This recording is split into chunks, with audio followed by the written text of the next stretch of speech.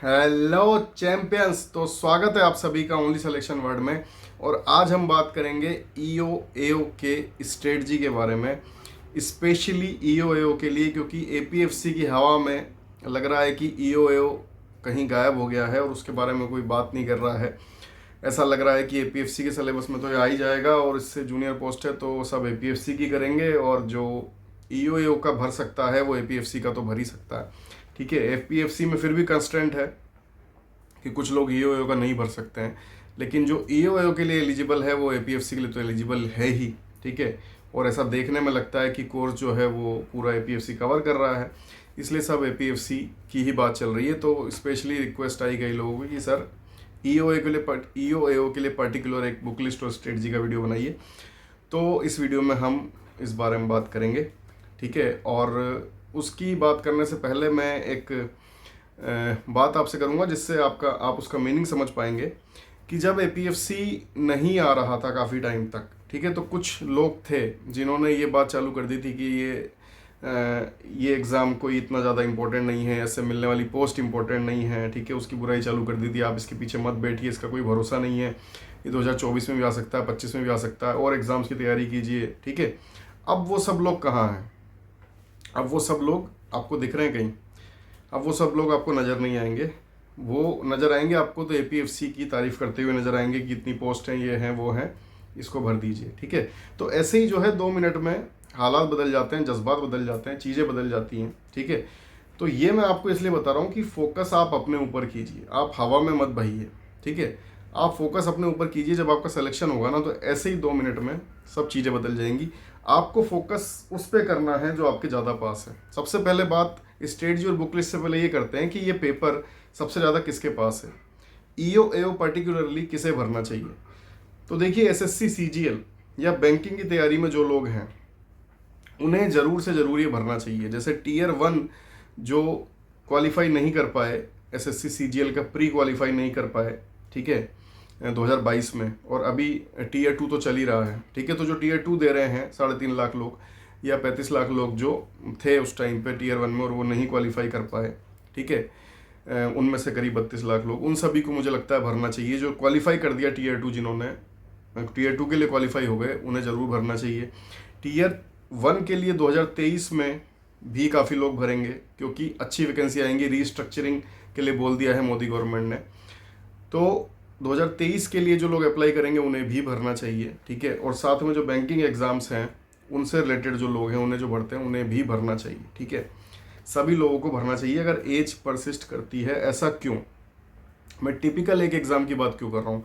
क्योंकि अगर आप सिलेबस वाइज देखेंगे तो सबसे ज़्यादा पास ही अगर किसी एग्ज़ाम के है तो एसएससी सीजीएल के है।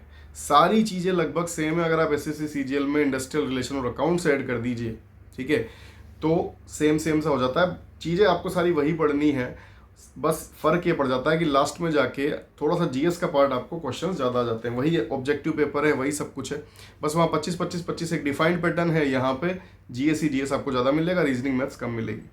अगर मैथ्स की कमजोरी की वजह से आपका सीजीएल में नहीं हो पाता है, आप रह जाते हैं, तो भी भरना चाहिए। अगर जीएस आपकी बहुत मजबूत है और मैथ्स नहीं है तो भी भरना चाहिए।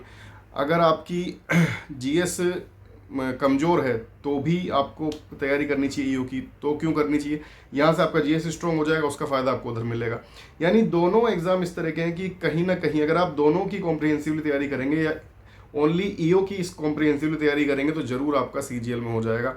अगर आप सीजीएल की कॉम्प्रिहेंसिव तैयारी कर रहे हैं, अकाउंट्स और इंडस्ट्रियल रिलेशन की अलग से कर लेंगे ढंग से, तो ज़रूर आपका इधर हो जाएगा। ठीक है, कुछ चीज़ें क्योंकि यूपीएससी आपको डीप पढ़ना पड़ेगा, लेकिन इधर फ़ायदा मिलेगा। ठीक है, जैसे कि पिछली बार जो करंट अफेयर्स भी हमने देखे थे वो यूपीएससी की तुलना में इसी सीजीएल के ज़्यादा पास थे। ठीक है, तो इतना ज़्यादा कॉमन ये एग्ज़ाम है। अगर आज का पैटर्न आप उठा के देखें तो सीजीएल की भी जो जीएस है वो काफ़ी डीप आ रही है। ठीक है, तो वही अगर आप इधर से पढ़ेंगे तो आपको फ़ायदा उधर होगा, उधर से पढ़ेंगे फ़ायदा इधर होगा। ठीक है, यानी कुल मिलाकर से आपने कोई एक बैच लेके ईओ की तैयारी कर ली तो सीजीएल में आपका बहुत अच्छा चांस है, ईओ में भी चांस है। ईओ में वैकेंसी कम है तो अगर ईओ में किसी तरह से रह जाता है तो उधर हो जाए, क्योंकि उधर वैकेंसी अच्छी आएंगी। यानी दोनों एग्जाम को आप पैरेलल लेके चल सकते हो बहुत ही आसानी से, ठीक है। तो किन लोगों को इस फॉर्म को भरना चाहिए, मतलब बहुत ज़्यादा डेडिकेटेडली तैयारी करनी चाहिए, उसकी हम बात कर रहे हैं स्ट्रेटजी से पहले। तो सबसे पहले सीजीएल वाले, उसके बाद बैंकिंग एग्जाम्स वाले, उसके बाद वो लोग जिनके पास टाइम की कमी है, ठीक है, जिनके पास नॉलेज है लेकिन टाइम की कमी है। एपीएफसी में उनको लगता है कि वो शायद हार्ड कंपटीशन है, टाइमिंग की कमी की वजह से रह जाएंगे, ठीक है। तो उनको ईओ पे पूरा फोकस करना चाहिए, ठीक है। तो जैसे कुछ लोग हैं कि सर एमबीए की कर रहा हूँ, एमसीए की कर रहा हूँ, कॉलेज जाऊँगा टाइम नहीं मिलेगा, ठीक है, या वर्किंग हूँ और मतलब ईओ का पहले भी कर रखा है, तो उन सब लोगों की ईओ ज़्यादा पास है। स्पेसिफिकली आपको ईओ की तैयारी करनी चाहिए। और एक 3 शब्दों का एक सिंपल सा मूल मंत्र देता हूँ आपको, एक सिंपल सी चीज़ देता हूँ, बहुत ही सिंपल, आप उसको याद रखिए एग्ज़ाम तक, ठीक है। ईओ एओ के लिए मैं बात कर रहा हूँ, ऐसे ही फिर एपीएफसी के लिए एक वीडियो में बात करेंगे। कीप इट सिंपल, ठीक है, keep it simple, keep it simple, एकदम सिंपल आपको रखना है। हाइप में नहीं जाना है, बिल्कुल भी भटकना नहीं है। सिंपल सिंपल, अभी बुक लिस्ट की स्ट्रेटजी की हम बात करेंगे, सिंपल सिंपल आप फॉलो करेंगे। अगर नहीं हो रहा है बैच ले लीजिए, बैच भी 999 का कोई बहुत ज़्यादा है नहीं इसके लिए, ठीक है, उसमें सारा आपका कवर हो जाएगा दोनों ही एग्जाम्स का, ठीक है। तो बैच भी कोई ज़्यादा मतलब पैसों का नहीं है और खुद कर सकते हैं, जैसे भी कर सकते हैं, ठीक है। तो बहुत ज़्यादा इसमें आपको हाइप में जाने की ज़रूरत किसी भी चीज़ के लिए नहीं है, ठीक है। तो उसके लिए आपको क्या करना है, बुकलिस्ट स्ट्रेटजी हम देख रहे हैं, कीप इट सिंपल को फॉलो करना है। सिंपल सिंपल पढ़िए, सिंपल सिंपल रहिए, ज़्यादा हाइप में मत पढ़िए, ज़्यादा मतलब किसी भी चीज़ को लेके हवा में मत आइए। जो हाइप लोग क्रिएट करेंगे क्रिएट रहने दीजिए, आप सिंपल सिंपल। पिछली बार भी यही हुआ था, जो लोग हाइप में थे बहुत ज़्यादा पढ़ के भी रह गए, बहुत ज़्यादा उन्होंने पढ़ लिया, ठीक है, और रह गए। और बहुत सारे लोग जो सिंपल सिंपल पढ़ रहे थे, सिंपल सिंपल एकदम नॉर्मल उन्होंने लेके चला, उनका सिलेक्शन हो गया था। इससे रिलेटेड एक कहानी है यूपीएससी की, वो मैं आपको कभी बैच में सुनाऊंगा, ठीक है, नहीं तो अभी टाइम लंबा हो जाएगा। इसके लिए मैं बुक लिस्ट की बात कर लेता हूँ। बुक लिस्ट और स्ट्रेटजी की तो देखिए, जनरल इंग्लिश यहाँ पे आती है, और जो बेस्ट बुक है वो एसपी बख्शी है यूपीएससी के हिसाब से, प्रीवियस ईयर पेपर भी उसके होते हैं, ठीक है। फ्रीडम स्ट्रगल की हम बात करें तो स्पेक्ट्रम है, ठीक है।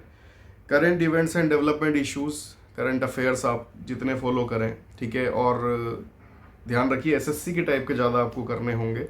एपीएफसी में जो डिफरेंस है वो करंट अफेयर्स का भी आता है बहुत बड़ा, क्योंकि वहाँ के करंट अफेयर्स डीप होंगे, अंदर घुस के योजनाएं पूछी जाएंगी आपसे। यहाँ पे करंट अफेयर जो है वो थोड़े से एसएससी बैंकिंग टाइप के होंगे, इसीलिए उन लोगों को एडवांटेज रहेगा, जैसा पहले भी आपने देखा होगा। और यूपीएससी जनरली इतनी जल्दी पैटर्न चेंज करती नहीं है, तो यही उम्मीद है कि इस बार भी वैसे ही होने चाहिए, एपीएफसी के डीप होने चाहिए। तो बहुत बड़ा डिफरेंस जो है वो करंट अफेयर्स में भी आ जाता है। करंट अफेयर्स का डिफरेंस आपको पता है 10 से 15 क्वेश्चन का होता है। इसके बाद में बात करते हैं Indian polity, no doubt Laxmikanth से पढ़ना है। इकोनॉमी 11th-12th एनसीईआरटी से आप कर सकते हैं। General accounting principle again 11th-12th NCERT. Industrial relation आपको पता है कहाँ से करना है, लेबर लॉस करने हैं, ठीक है। जीएस के लिए सॉरी जनरल साइंस कहाँ से, 6 to 10th एनसीईआरटी, ठीक है। साइंस एंड टेक भी जनरल साइंस का पार्ट है, कहाँ से करना होता है, करंट अफेयर्स से, ठीक है। उसके बाद में आता है कंप्यूटर, ठीक है। और इंडस्ट्रियल रिलेशन की जो बुक है वो पियाली घोष अवेलेबल है टेलीग्राम ग्रुप पे, ऐप पे, और इंग्लिश वर्जन है, हिंदी वर्जन उसका बैच में ही पढ़ाया जाएगा, हिंदी वर्जन उसका अवेलेबल नहीं है, ठीक है। तो हम पढ़ा देंगे, आप उसकी टेंशन मत लो अगर हिंदी का नहीं है आपके पास। उसके बाद में बात करते हैं साइंस एंड टेक, जो पार्ट है वो आता है करंट अफेयर से, और थोड़ा सा मतलब बहुत ज़्यादा डीप नहीं, थोड़ा लो लेवल आपको लेके चलना है। कंप्यूटर किसी भी बेसिक बुक को आप फॉलो कर सकते हैं, कोई खास बात इसमें नहीं है।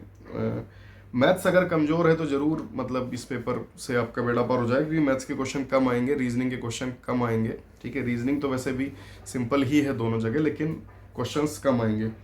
इसके बाद में सोशल सिक्योरिटी, अगेन स्कीम्स वाला पार्ट, और सोशल सिक्योरिटी वाले जो लेबर लॉज होते हैं। तो लेबर लॉज जो हैं सारे, उसमें से इंपॉर्टेंट मैंने टेलीग्राम ग्रुप पे डाल दिए थे, ठीक है। तो टेलीग्राम ग्रुप का लिंक रहता है कमेंट बॉक्स में, डिस्क्रिप्शन में, वहाँ से ज्वाइन कर लीजिए जिसके पास नहीं है। और ये सारी चीज़ें मैंने आपको बताई, तो बहुत ज़्यादा डीप में अगर आपने नहीं पढ़ा हुआ है, या बहुत ज़्यादा तैयारी आपके पास करने के लिए टाइम नहीं है, या फिर आप सीजीएल बैंकिंग किसी ऐसे एग्ज़ाम में इन्वॉल्व हैं और चाहते हैं कि मैं उसको भी ना छोड़ूं, उसकी तैयारी में बना रहूं, तो ये एग्ज़ाम बहुत काम का है, इसको सीरियसली लीजिए। एपीएफसी की हवा में बहने की बजाय इस पे भी फोकस कीजिए। आप लोग कहते हो कि मैं वीडियो से कंपटीशन बढ़ा देता हूँ, लेकिन मैं फिर से जो सच्चाई है वही बता रहा हूँ, ठीक है। अगर आप चाहते हैं कि आप उन तैयारियों में बने रहें या जो काम आप कर रहे हैं उनमें बने रहें और फिर भी एक जॉब ले जाएं, तो ये आपके लिए अच्छा मौका है। सीटें कम हैं लेकिन मेहनत करेंगे तो हो जाएगा, और मेहनत करेंगे तो इतना ज़रूर है कि दूसरे एग्ज़ाम में आपको फ़ायदा होगा। अगर वहाँ सीटें अच्छी हैं तो दोनों में से एक में आप निकाल के छोड़ोगे। अगर ढंग से आपने प्रॉपर गाइडेंस में तैयारी कर ली तो इतना मैं कह सकता हूँ कि 2 में से 1 लेके ही निकलोगे 2023 में, ठीक है। तो चलिए, और भी कोई डाउट हो तो पूछिएगा। गुड बाय, जय हिंद।